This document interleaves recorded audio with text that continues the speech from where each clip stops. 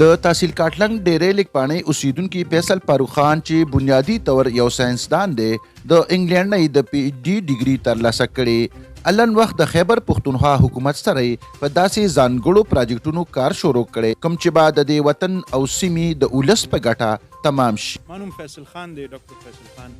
ما تعلق تحصیل کاټلنگ سره د مردان او زه کرنټلی د وفاقي حکومت په مرسته د پریسیژن میډیسن لیب مشر یم، کوم چې په کانسر باندې ریسرچ کوي.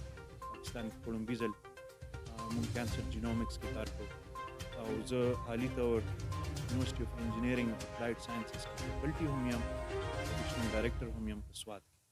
زموږ ریسنټلی زموږ د صوبایي حکومت په مرسته باندې خیبر پښتونخوا ساینس ایجنډا لانچ کړی وه، کوم چې زما په خیال ډېر یو تاریخي او اهم پروجیکټ دی او زه په دې ډېر زیات خوشحاله یم چې په خیبر پښتونخوا کې کېږي.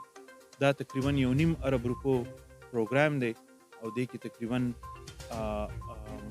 13 مختلف کمپوننټس دي، دې کې فیلوشپس دي، سکالرشپس دي او ریسرچ ګرانټس دي زموږ د صوبې د پروفیسرانو او د ساینسدانانو او د انډسټري دپاره.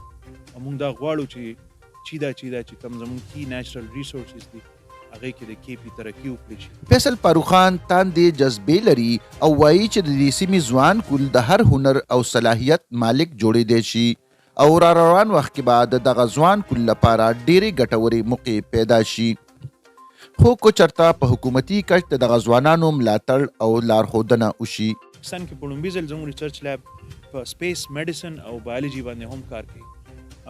را روان دهایي چې کومه ده هغه د مینډ میشنز ده.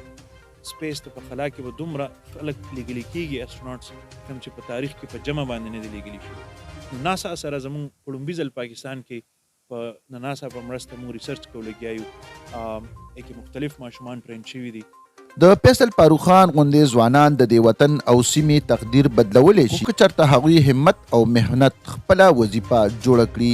پښتونخوا ریډیو مردان لپاره امان، حبیب.